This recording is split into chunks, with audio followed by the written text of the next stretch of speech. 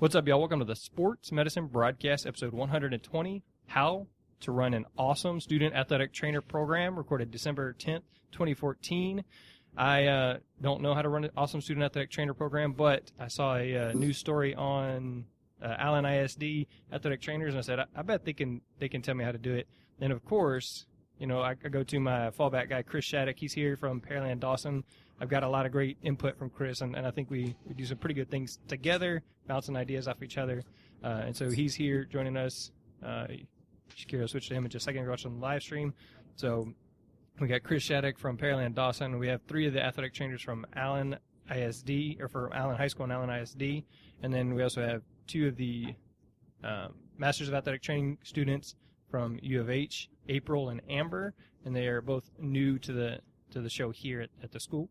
So I am your host, Jeremy Jackson. Sitting right next to me is Jose, Shakira, Gabby, Olivia, Jess. And Jess. And if you want to join our conversation at sportsmedicinebroadcast.com, there's a link where you can register. And I see we got two people. I can't see their names from here, but there's two people watching the live stream, two people logged in there. So you can actually earn the CEUs from watching the live stream. If you want to connect, Matthew is on Twitter using hashtag TheSMB. He'll be searching for that, or he'll be tweeting to Chris's. So, Chris, if you got your phone vibrating, it's Matthew tweeting to you there.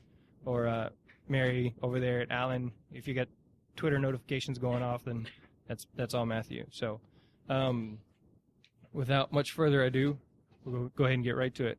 Mr. Shattuck, can you introduce yourself? All right. I'm Chris Shattuck. I'm the athletic trainer at Dawson High School in Pearland. I've been in the profession for 16 years. I've also had a stint at Humboldt High School and Bryan High Schools. I've done a lot of volunteer work with Houston Marathon, Houston Rodeo, U.S. Olympic Committee, athletic sports medicine. Just anywhere I can help, I'm trying to work, trying to have a good time in this profession. So I should have looked it up, and I know we talked to you before about the Student Athletic Trainer Program, and a lot of stuff you do. And so let me see. I'll get somebody to look that up and find out what episode you were on with us before. But definitely a wealth of resource from Chris, and I feel like I've learned a lot. And one thing I will definitely say about Chris was I said this last time, but you've changed the way that I guess I'm perceived, because now I'm wearing khaki pants and a polo, and I bought these new jackets, so I'm not wearing a sweatshirt at school. And so I really appreciate what you've done for me professionally, even though you aren't intending it just for me. But thank you, and thank you for being here. So Thank you. Mrs. Miller, can you introduce yourself?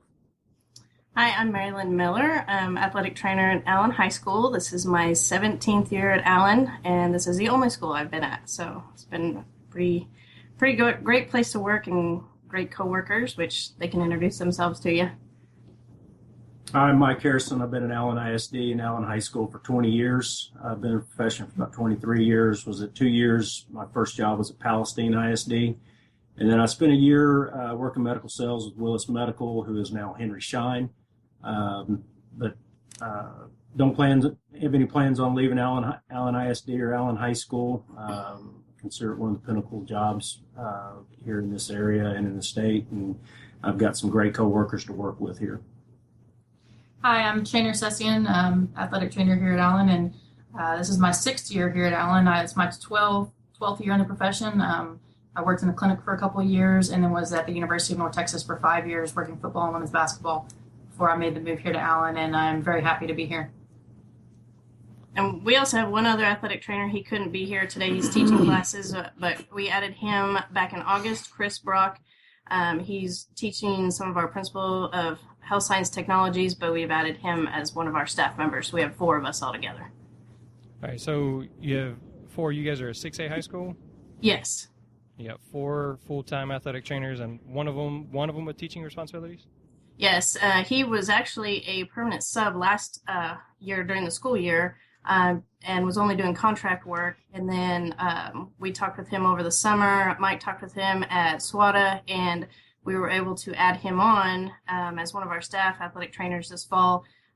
He already had a set teaching schedule, so we weren't able to snag him from that. But He is helping us in the gym with our morning first period athletics as well as after school athletics with basketball. So it's worked out really good and helped us with a lot of spots that we couldn't get to because we have so much stuff going on all over campus.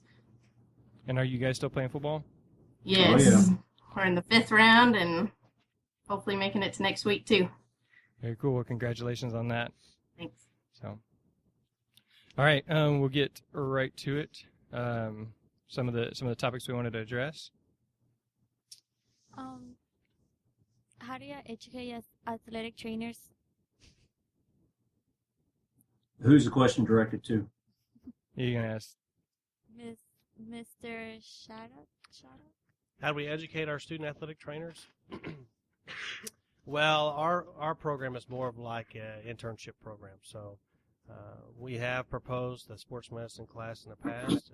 Most of our kids, though, they come in during athletics only or before or after school. We can teach them kind of as we're doing our job, we can teach them. So when we're evaluating an ankle or we're doing therapy on an ankle, we show them they can help us out.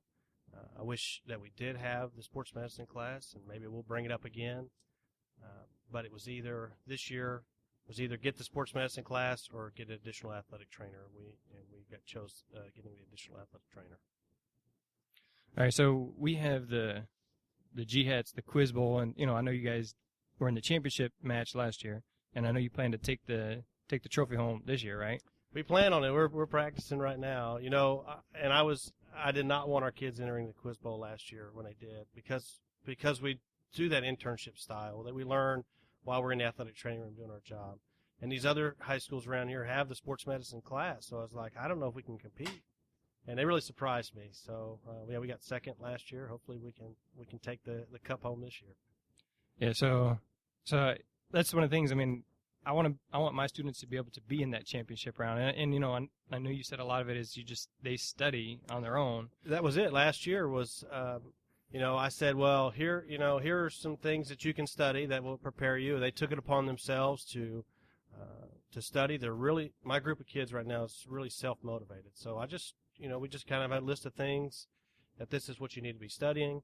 And they would have study sessions and get it done, and then they really, I was really surprised in the end. All right, so again, staying with Chris, and then we'll jump over to the guys there at Allen. What else? What do you do? Do you have any sort of like check-off levels? Because for us, they have to be able to tape certain things in order. So they have to be able to buddy tape the fingers and then the wrist, the hand, the thumb, and the ankle before they can ever earn their polo and the chance to work a varsity football game. And then we continue to teach other things. Obviously they have to be CPR certified before they go to practice. Do you have any sort of standards or, you need to be able to learn this or know this at this time and that kind of thing? I don't have any, there's a definite time that you have to learn this. I will, check them periodically. They practice a lot on taping or doing other things, doing therapy, helping us with, hold TheraBands or showing them how to do a straight leg raise or whatever. So we're just there. We're real close. We're monitoring them. If they're able to do it, I'll say, hey, even if they're a freshman or sophomore, can you tape this ankle for this athlete? And then that's whenever you really put them on the spot, and then it's not as good as you've been seeing in practice. But that's what it takes time for them to kind of do that over and over again. So to answer your question, no, I don't have any really checkoffs other than I'm just watching you kind of like a hawk every time. Are you doing it properly? If so, I'm confident that I can leave you over there and do that and not be watching you all the time. All right, so we were talking briefly in the hall, and you currently have 19 student athletic trainers? 19, the most we've ever had. And I know I saw Alan's segment on YouTube. I can't believe how many student athletic trainers they have. All right, so then let's go over to Allen High School. Why don't y'all give us a brief background of your program, maybe tell us how it got to that size, and then we'll talk about the education, how you maintain that program. Okay, well, we've gotten to where the last few years or so we do application program. We don't recruit anybody, but we have 3 middle schools and our freshman center, of course, and the high school, and we collect applications in the spring, go through those, and accept students into our program. This fall, we had 76 student trainers total. We've got 13 freshmen, 17 varsity football trainers, 32 JV football, 2 were with volleyball, 5 are with wrestling, 4 with men's and women's basketball, and 3 with men's and women's soccer. And that's what we start off with in the fall. Once we get through the football season, obviously our varsity kids stay with varsity, but our JV kids pick a second sport and have moved on to those other sports. So we basically come from a point of it's not a football program, even though that's the primary sport we cover. It's all sports, and we treat all sports equally, take care of them, and so on. It's been amazing how much it's exploded, and I honestly don't know why or how, but it has, and our kids stick around through 4 years of this, and it's been awesome. And they learn a lot. They soak it in, and they go on. We've had a few kids go on to college, and to where they almost have to take a step or two backwards when they get to college because of what they've learned here.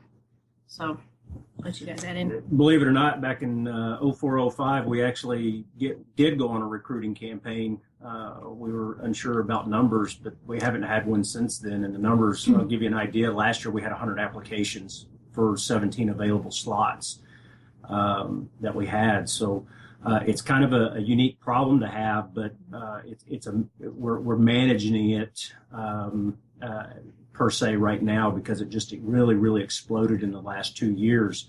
At one time, going to courses, we did teach a sports medicine class back in the mid to late 90s and early 2000s, and it was just Mary Lynn and I here at the time, and we just started growing, and we couldn't keep up with the classroom duties and also pay attention to our athletes that needed treatment, and the way our class schedule works with athletics almost every period of the day.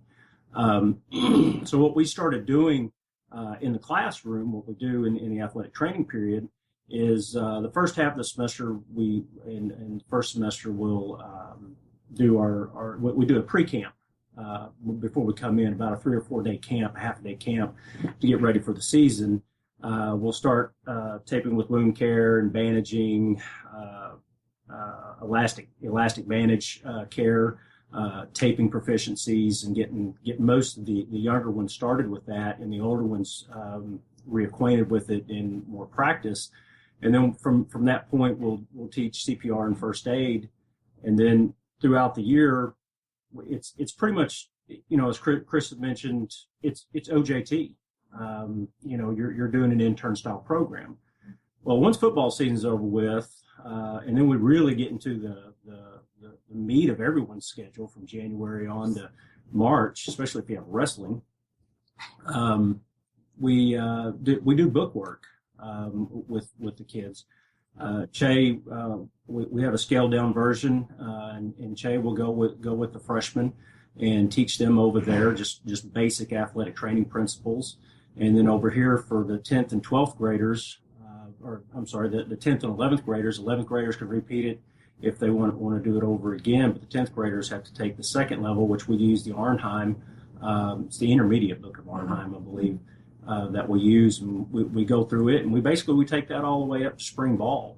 And then we work on our proficiencies throughout that time. So they are getting book work during that time. So we've kind of modified how to have the class, put in a sports medicine class. With the addition of Chris and him teaching, we're looking at adding in a sports medicine 1 and possibly sports medicine 2 next year. So you're going to add sports medicine? We're in the works of adding that in next year so the kids can actually get full credit for it. Having more of the formal setting versus just a participation setting as we have it now in the spring.